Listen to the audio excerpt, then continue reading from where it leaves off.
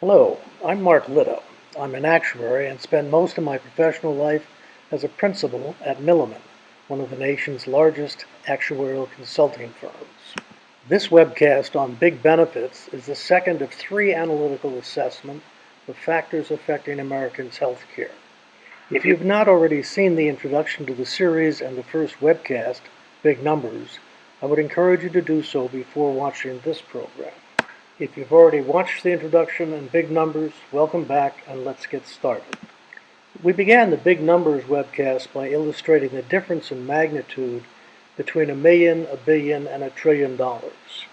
We'll be talking about big numbers again in this program segment, but first we need to point out that payments for health care in America are financed differently. There are, for example, public tax-supported programs, including Medicare, Medicaid, the Affordable Care Act, and the Children's Health Insurance Program.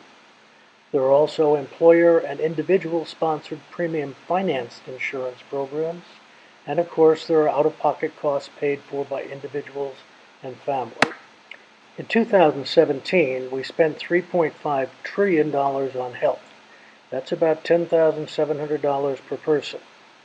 If you deduct the out-of-pocket costs paid by individuals and families, you wind up with about $9,850 a person being paid by a public payer or a private insurance payer, which means that individuals and families paid about $600 billion and the others paid $2.9 trillion. The next point we need to make is that the public tax-supported programs are not insurance programs in the classic sense of the word. To understand this point, we need to spend a minute understanding how the words risk, coverage, and benefits were understood and used historically by people who bought and sold insurance, how those words are understood and being used very differently today in discussions and decisions about American health care, and how that shift in understanding and use has affected and distorted the cost and delivery of health care in America. Without getting too much into the weeds, it is safe to say that insurance originally developed as a mechanism for sharing risk. Commerce expanded, for example, because insurance enabled shippers to manage losses by sharing risk with their peers and competitors. Understanding and quantifying that risk was central to sharing it. That is, to determine what was an equitable price for those participating to pay for their share of the risk, or as Chris Pope, a senior fellow at the Manhattan Institute, put it recently in a Wall Street Journal column, quote, "In most insurance markets, people seek coverage in proportion to the risk they expect to face, and insurers receive payment in proportion to the costs they expect to cover." And figuring that out required assessing how a prospective customer's individual and situational characteristics increased or decreased their risk compared to others in what eventually came to be called the risk pool. In the day of sailing ships, for example, factors affecting risk would include the size of the ship, the waters upon which it was sailing, ultimate destination, frequency of trips, skill of the captain and crew, and many, many more. When it comes to health care insurance, high-risk individuals are those with higher health care needs and cost. Broad risk pools are those where the risk is balanced between high risk and low. Plans that do not have a mix of high and low-risk individuals run the risk of requiring premiums that are too high to attract low-risk individuals.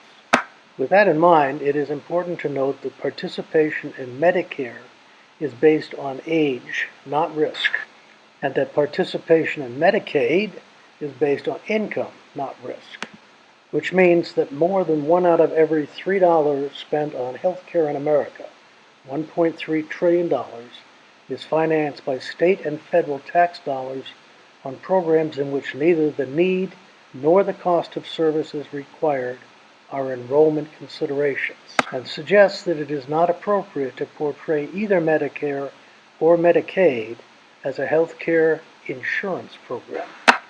Profitable insurance plans ultimately depend upon the simple premise that coverage can be broad and benefits sufficient to generous only if filed claims and paid benefits do not exceed premiums collected. Private insurance benefits projected for 2017 represent about 43% of all benefit payments, with another 18% in out-of-pocket costs. But 38% of all benefit payments were made via programs that do not meet the criteria normally accepted for a successful insurance model. With all of that in mind, we need now to spend a moment focusing on the fact that payments for health care are driven, if not determined, by the nature of the care required. Not surprisingly, costs tend to correlate with the severity of the condition of the patient, and as you can see, nearly 2/3 of healthcare payments go to provide services to those with chronic conditions and those who need care for acute illness and/or injury. Healthcare costs for the approximately 295 million people in the American healthcare system are, as noted earlier, paid from different sources. Medicare, for example, pays for about 58 million or 20% of that total. Medicare pays for another 74 million or 25%, and private insurers and individuals pay costs for about 160 million or 55% of the population. Each of these populations, that is Medicare, Medicaid, and private insurance, present different profiles in terms of their need for care. For example, about 525 billion of Medicare's nearly 700 billion of patient payments go to pay for chronic illness, acute illness and injury, and last year of life. On the other hand, less than 300 billion of Medicaid payments go for chronic, acute, and last year of life care, while 120 billion of patient care costs pays for nursing home care. And more than 1 trillion in employer insurance payments for care pays for care for healthy people and for those suffering from chronic illnesses. When we look at America's 3 main healthcare payment platforms, Medicare, Medicaid, private insurance, in this light, 2 conclusions are obvious. First, each is grappling with a different mix of demand for services. Second, charges for chronic and acute care represent the largest expense for each platform population. When one looks at the size of each population compared to the percentage of the costs allocated to their care, we see that the Medicare population represents roughly 20% of the total population, but accounts for 23% of the costs, while Medicaid participants account for about 25% of the population, but only 20% of the costs. And those with employer insurance represent 55% of the total population and account for 57% of all costs. These relatively small percentage differences sometimes obscure 2 other critical conclusions. First, because the size and nature of the 3 populations is different, each platform allocates its costs differently. So, for example, the employer population accounts for 64% of all chronic illness costs, while Medicare accounts for 50% of all of last year of life costs. Given all of this, the data indicates that the average per person cost by platform varies significantly, with Medicare averaging nearly $12,000 per person, Medicaid averaging just over $8,000 a person, and employer payments averaging about $10,500 per person.